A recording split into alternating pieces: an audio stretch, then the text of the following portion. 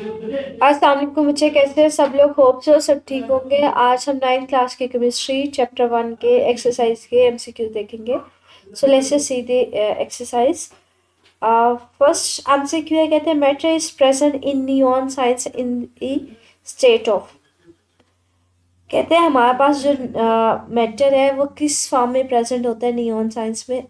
Neon science हमारे पास क्या होता है बच्चे, ये हमारे पास जो अक्सर रोड्स के पे इस तरह के वो साइन बोर्ड्स लगे होते हैं ना, जिसके ऊपर कुछ लिखा होता है और वो आपको ब्राइट सा नज़र आ रहा होता है, इनको नियॉन साइंस बोर्ड बोलते हैं। कहते हैं इनमें जो मैटर है वो किस फॉर्म में होता है। अच्छा, इनमें जो मैटर है ना वो प्लाज्मा के स्टेट में मौजूद होता है। हमारे पास मैटर की 4 इकसाम होती हैं: सॉलिड, लिक्विड, गैस और प्लाज्मा। तो इन नियॉन साइन बोर्ड्स में जो हमारे पास मैटर होता है वो प्लाज्मा में की शक्ल में मौजूद होता है। प्लाज्मा याद रखिएगा बच्चे, जिसमें ना एटम्स या मॉलिक्यूल्स होते हैं वो आयंस की फॉर्म में भी प्रेजेंट होते हैं। तो अभी आप सिर्फ ये याद रखें कि फोर्थ स्टेट में मैटर प्रेजेंट होता है नियॉन साइन बोर्ड्स में। सेकंड हमारे पास एमसीक्यू है, कहते हैं hazardous effect of shopping bags are studied. इनके जो हमारे पास शॉपिंग बैग्स हम कहते हैं कि इनके नुकसानात भी होते हैं, हमारे पास इसके क्या साइड इफ़ेक्ट्स होते हैं, वो किस ब्रांच में डील किए जाते हैं बच्चे? वो इन्वायरमेंटल केमिस्ट्री में डील किए जाते हैं कि हमारी इन्वायरमेंट में किस कौन सी वो पोल्यूशन जो है वो कॉज कर रहे हैं।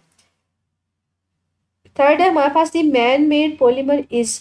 पॉलीमर हमने कहा था एक बड़े मॉलिक्यूल्स होते हैं जो छोटे छोटे मॉलिक्यूल्स को मिला के बनाए जाते हैं। इनमें मैन मेड कौन से हैं बच्चे? पॉलीस्टाइरीन है। पॉलीस्टाइरीन आपको अगर मैं शो करवाऊँ तो आपने ना इस तरह से वो प्लास्टिक के यूज़ किए होंगे बॉक्सेस वगैरह, जिसको हम लोग यूजुअली इस तरह के बॉक्सेस जो हैं वो बिरयानी के लिए इस्तेमाल करते हैं। इसी तरह से इसी मटेरियल में आपके पास ग्लास भी आते हैं, तो इसको पॉलीस्टाइरीन बोलते हैं। तो ये मैन मेड होते हैं, ठीक है।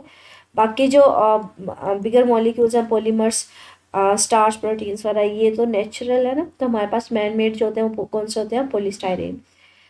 फोर्थ एमसीक्यू है दी एलोट्रोपिक फॉर्म ऑफ सल्फर। ये भी आपने पढ़ा हुआ है, ये हमारे पास इसी चैप्टर में हमने सल्फर की एलोट्रोपिक फॉर्म पढ़ी थी। तो होमविक इसकी वजह इसकी एलोट्रोपिक फॉर्म होती है।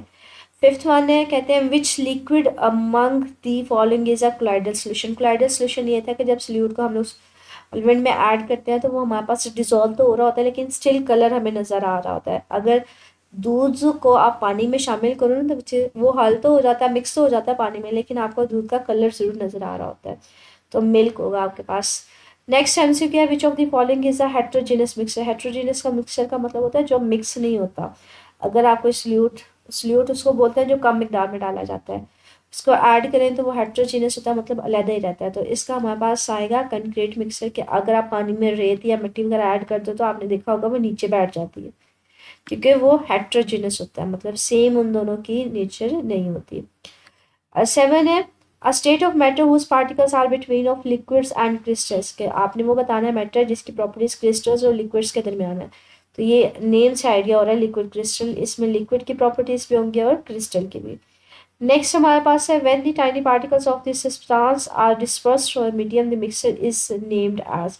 मैंने आपसे ये हमने ये पढ़ा हुआ है, कोलाइडल सॉल्यूशंस होते हैं कि जब आपके पास सब्सटेंस जो है या किसी सोल्यूट को ऐड किया जाता है, सब्सटेंस को किसी मीडियम में ऐड किया जाता है, तो आपके पास वो डिस्पर्स हो जाता है लेकिन स्टिल हमें नज़र आ रहे होते हैं छोटे छोटे पार्टिकल्स। उसको कोलाइडल सॉल्यूशन बोलते हैं, ठीक है। A solution of KlClO3 has a solubility of 13 g gram per 100 centimeter cube at 40 degrees Celsius. How its solubility will be effective decrease the temperature। अगर आप डिक्रीज करें टेम्परेचर को तो solubility पे क्या इफेक्ट आएगा? अच्छा, इस चैप्टर में ना हमने ये एक solubility कर्व देखा था टेम्परेचर के हिसाब से। अब अगर इसमें आपको ये वाला एलिमेंट नज़र आ रहा हो KClO3, इसकी जो सॉलिबिलिटी है वो हमारे पास क्या हो रही है, टेम्परेचर बढ़ाने से क्या हो रही है, इंक्रीज हो रही है। तो अगर मैं टेम्परेचर डिक्रीज कर दूंगी तो आपके पास उसकी सॉलिबिलिटी भी क्या होगी, डिक्रीज होगी, ठीक है।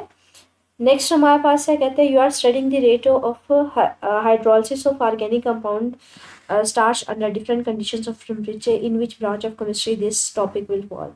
आपके पास डिफरेंट टेम्परेचर कंडीशंस के ऊपर आप इसका हाइड्रोलिसिस देख रहे हैं, मतलब केमिकल रिएक्शंस देख रहे हैं। तो ये आपके पास आएगा फिजिकल केमिस्ट्री की कैटेगरी के अंदर। तो ये आपके एमसीक्यू से चैप्टर 1 के एक्सरसाइज के केमिस्ट्री के। स्टिल इनमें मुझे कोई पॉइंट समझ ना आया तो मेरे से कमेंट सेक्शन में पूछ लीजिएगा। ओके, अल्लाह हाफिज़।